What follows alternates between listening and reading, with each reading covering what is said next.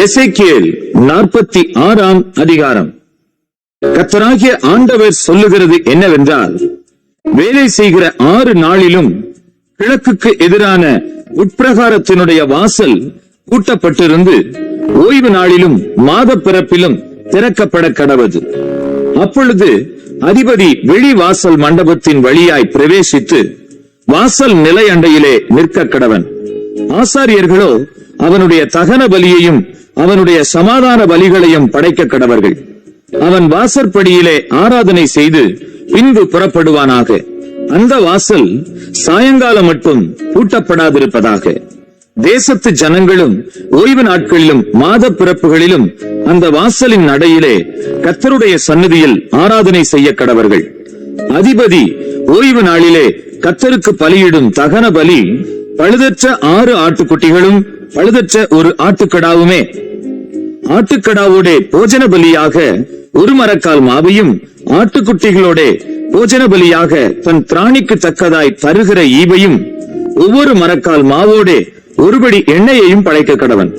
மாத பிறப்பான நாளிலோ அவன் பழுதற்ற ஒரு இளங்காளையையும் பழுதற்ற 6 ஆட்டுக்குட்டிகளையும் 1 ஆட்டுக்கடாவையும் பலியிட்டு போஜன பலியாக இளங்காளையோட 1 மரக்கால் மாவையும் ஆட்டுக்கடாவோட 1 மரக்கால் மாவையும் ஆட்டுக்குட்டிகளோட தன் திராணிக்கு தக்கதாய் ஒவ்வொரு மரக்கால் மாவோட 1 படி எண்ணெயையும் படைக்க கடவன். அதிபதி வருகிற போது வாசல் மண்டபத்தின் வழியாய் பிரவேசித்து அது வழியாய் திரும்ப புறப்பட கடவன். தேசத்தின் ஜனங்கள் குறிக்கப்பட்ட நாட்களில் கர்த்தருடைய சந்நிதியில் வரும்போது ஆராதனை செய்கிறதற்காக வடக்கு வாசல் வழியாய் உட்பிரவேசித்தவன் தெற்கு வாசல் வழியாய் புறப்படவும், தெற்கு வாசல் வழியாய் உட்பிரவேசித்தவன் வடக்கு வாசல் வழியாய் புறப்படவும் கடவன். தான் பிரவேசித்த வாசல் வழியாய் திரும்பி போகாமல் தனக்கு எதிரான வழியாய் புறப்பட்டு போவானாக.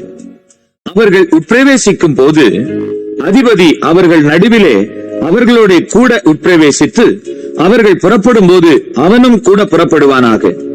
பண்டிகைகளிலும் குறிக்கப்பட்ட காலங்களிலும் அவன் படைக்கும் போஜன பலியாவது காளையோட 1 மரக்கால் மாவும் ஆட்டுக்கடாவோட 1 மரக்கால் மாவும் ஆட்டுக்குட்டிகளோட அவன் திராணிக்கு தக்கதாய் தருகிற ஒரு ஈவும் ஒவ்வொரு மரக்கால் மாவோட 1 படி எண்ணெயும் கொடுக்க வேண்டும்.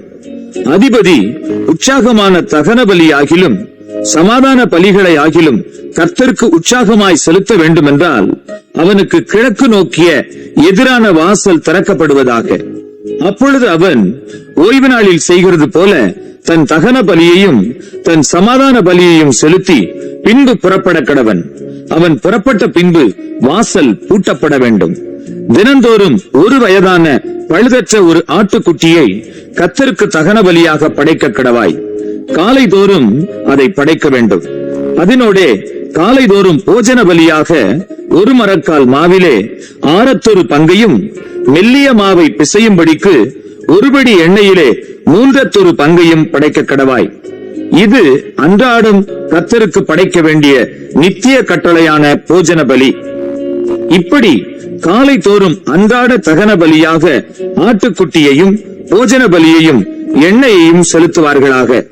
கர்த்தராகிய ஆண்டவர் சொல்லுகிறது என்னவென்றால், அதிபதி தன் குமாரரில் ஒருவனுக்கு தன் சுதந்திரத்தில் 1 பங்கை கொடுத்தால் அது அவன் குமாரருடையதாயிருக்கும்.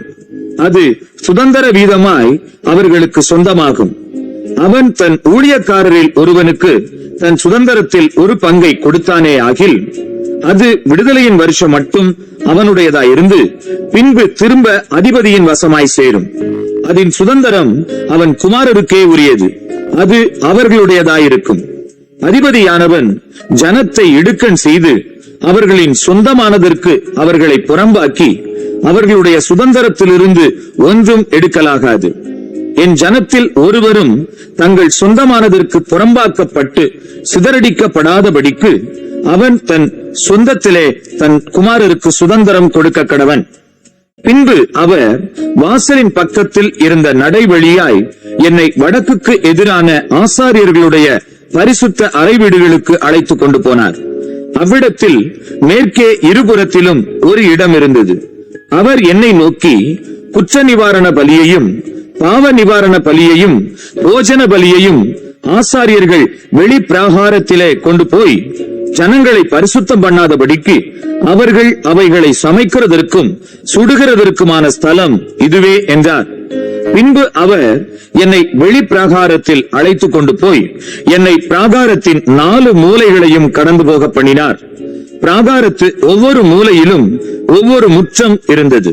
பிராகாரத்தின் 4 மூலைகளிலும் புகைத்துவாரங்கள் உள்ள இந்த முற்றங்கள் 40 முழ நீளமும் 30 முழ அகலமுமானவைகள். இந்த 4 மூலை முற்றங்களுக்கும் ஒரே அளவு இருந்தது. இந்த 4க்கும் சுற்றிலும் உள்ளே ஒரு சுற்றுக்கட்டு உண்டாயிருந்தது.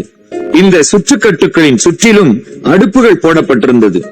அவர் என்னை நோக்கி, இவைகள் ஜனங்களிடும் பலிகளை ஆலயத்தின் பணிவிடைக்காரர் சமைக்கிற வீடுகள் என்றார்.